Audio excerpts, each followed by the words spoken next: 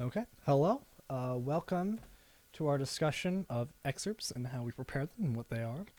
Today, I know I will be starting with The Ride of the Valkyries by Richard Wagner. I'm going to assume I pronounced that correctly. Um, when we think of this excerpt, what's like the first thing we think about? And for me, it is kind of like the original imagery of the opera. Like, it's just female soldiers on winged horses going down and killing people, but depending on what generation you're part of and I imagine someone's interaction with popular media, they would think of Apocalypse Now, just Black Hawks rolling through Vietnam and causing a lot of damage. And I think both imageries represent what what this piece of music is supposed to be and how it should sound. So before we get too much on that, I'm going to quickly talk about Richard Wagner. Pull up an article. Or Richard Wagner, excuse me, I might as well be consistent. Richard Wagner was born on the 22nd of May, 1813, and he died on 13th of February, 1883. Being a German composer and theater director and polymisist, I do not know what that means, and conductor, he did basically everything. Excuse me. I'm very bad at talking. But Wagner was very well known for just being in complete control of all of his works. So he wrote the libretto, he wrote the music, and he conducted it most of the times. He ran the show. He was a theater director, as I said previously. So in understanding that little brief bit about him, we can try to understand a bit more about what he wants in all of his music, what he communicates to the performer. I'm not going to go too much into detail about his biography. I think it's not that important for what we're doing, and I think important information to know. He is racist. And he is known for his anti-Semitism and what he's posted in articles. So yeah, if we're trying to revere him as a composer, I think keeping that in mind is important. He did do a lot for how we think about music today, and like harmony, and mainly harmony, but how they function. So, while very important to how music is written, at the very least today, but definitely when he was around, understanding the context of his anti-Semitism is also important. But we're not going to get into that today as well. That'll be a running theme of preparing excerpts. Let's not really worry about too much of the composer's whose background and context. We're just going to worry about what the performance should be. So if we look at the score of Ride of the Valkyries, the part, we can separate... We can mainly separate this excerpt into two parts, or maybe three, depending on how you think about it. But there's a minor section and there's a major section for at least for the way trombones are expected to perform it, what's written in our music. So in the minor section, in my excerpt page I'm bringing up, it comes at rehearsal 4 of what I assume is the De Valkyrie part, not necessarily the official opera. We have the minor section that goes on till the next rehearsal, number 5. And it's a really small section. You're not really going to see it on too many auditions as you progress in your career. So if you're in high school, you might see both the minor section and the major section. But at the very least in my experience, with professional auditions and college auditions, not college auditions, excuse me, with summer festival auditions and a couple of professional auditions, you're really only going to see the major section. And sometimes that might not be especially clear what that means, as there are 2 major sections. And depending on what instrument you play, trombone section is tenor or bass. You play different sections. The tenors play the first major section. They play what I would call the long noted major section. At the end of this section, rehearsal 7, there's a very long B major chord. It lasts for 2 measures. We'll say that's long in the idea of quantity, in terms of actual like note duration. It's 2 measures. I would say that is long. But for the bass trombones, we play the second major one, and it's darn near a carbon copy of the first one. There's no real change. The only thing that's really added is that there is an addition of a repetition of an arpeggio. It's a few bars before measure 12, before rehearsal 12 in this excerpt page I'm bringing up, And you basically you just don't start playing. I'll try to show it somewhere here what I mean the differences, as well as there is no longer a long B major chord. It is just a eighth note. In fact, you're just hitting the downbeat, and then you're done. And this is and we can also go into the fact that the tuba joins the section at this point. In the first the first minor section, the first major section, we don't have the tuba playing with us. It is just the four trombone part. The four trombone parts, excuse me. Contrabass trombone is also in this, but if you're picking up the excerpt, I recommend just going with the trombone 3 part. It's the same.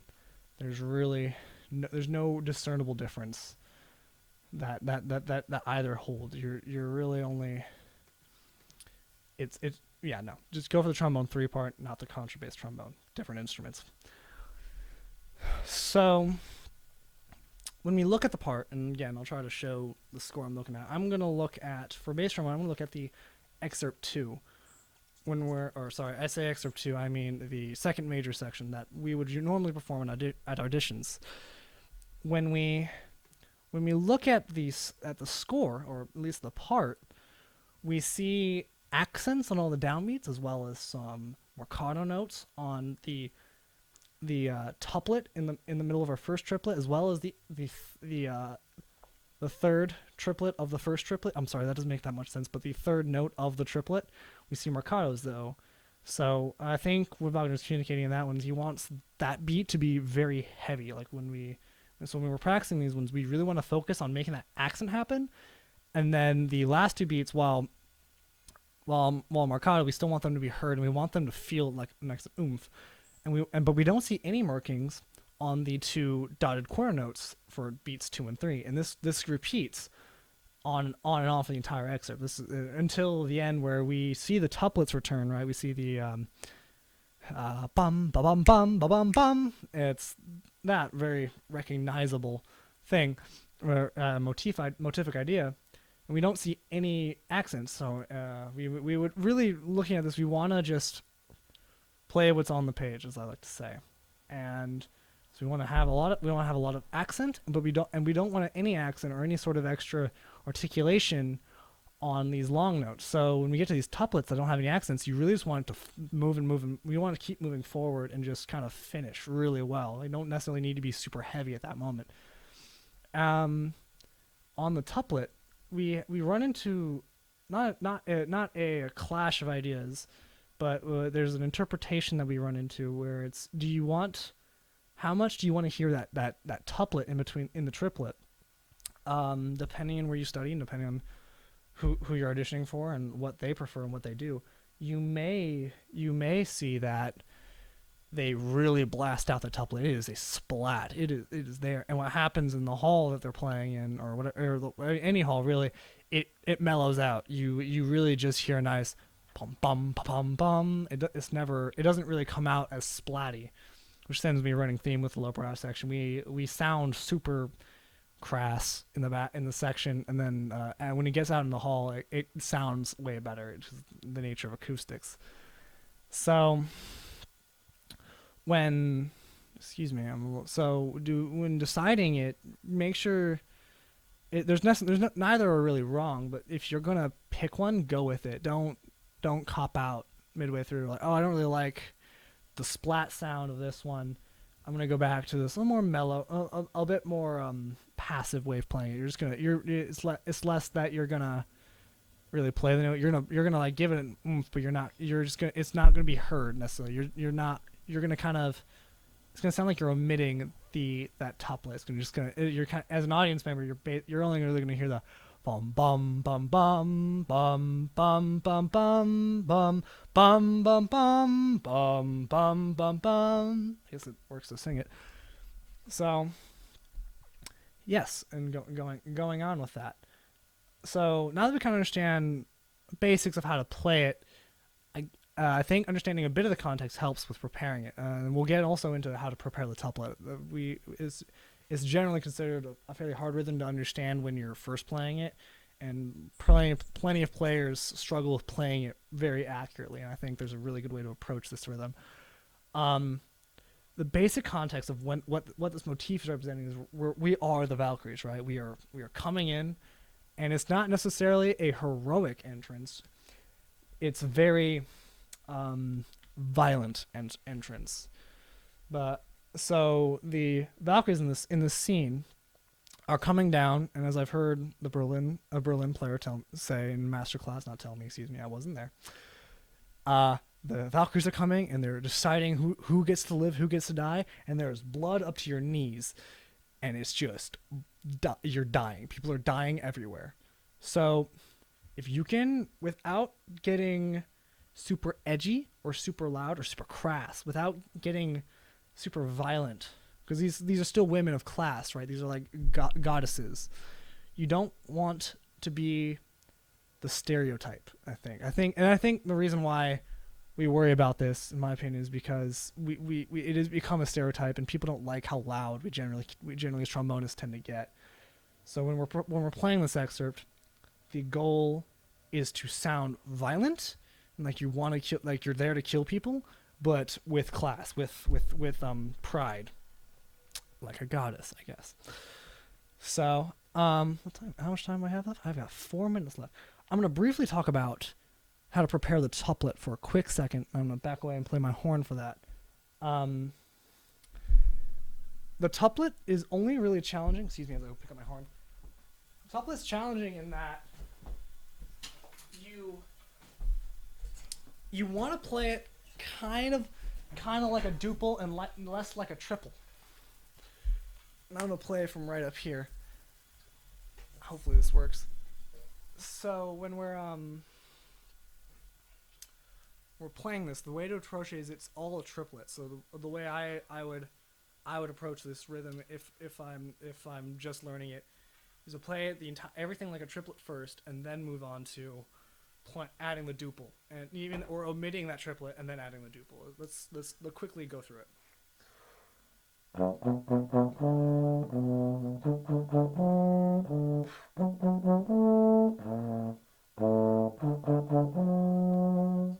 I'm trying to account for the mic here. I don't want to be too loud, obviously. So let's use some of the sounds that might not be like ideal. Move that a little bit. So when we add the triplet, we get really confident with that triplet rhythm.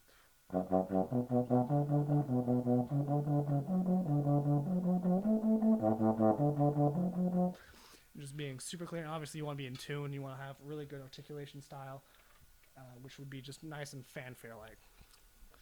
I go on a lot of tangents. Excuse me. So now we're gonna talk about getting the tuplet in there. And the best way I found to get it comfortable is to completely omit the second duplet or second note of this triplet. So you're gonna get what sounds like this.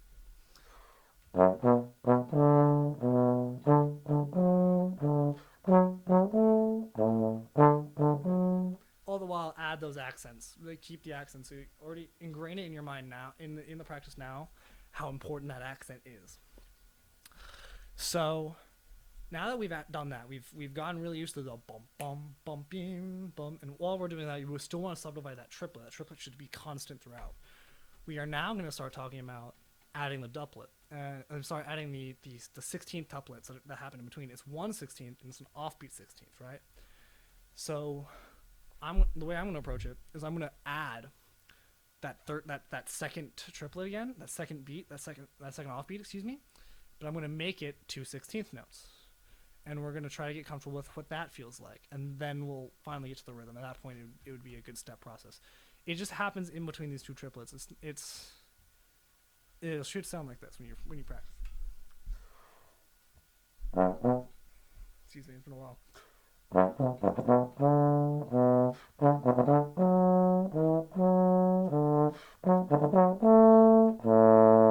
So not the best playing. It's been a little while. I'm pretty decent at this rhythm, I say, having messed up that thing. Let's do it one more time. I think trying to get more comfortable with it, getting that ding da ding ding ding.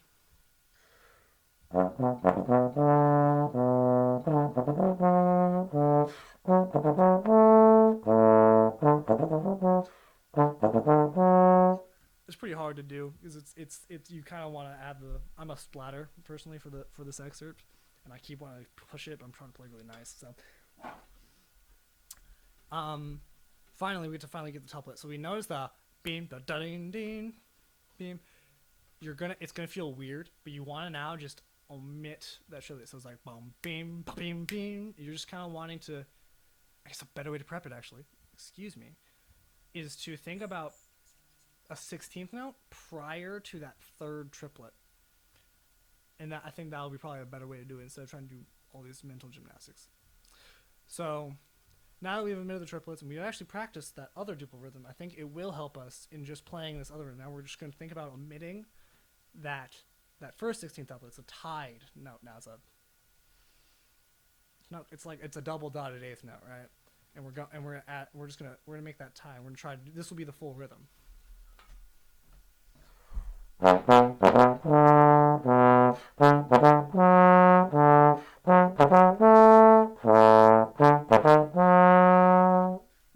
Excuse that last note. It wasn't ideal.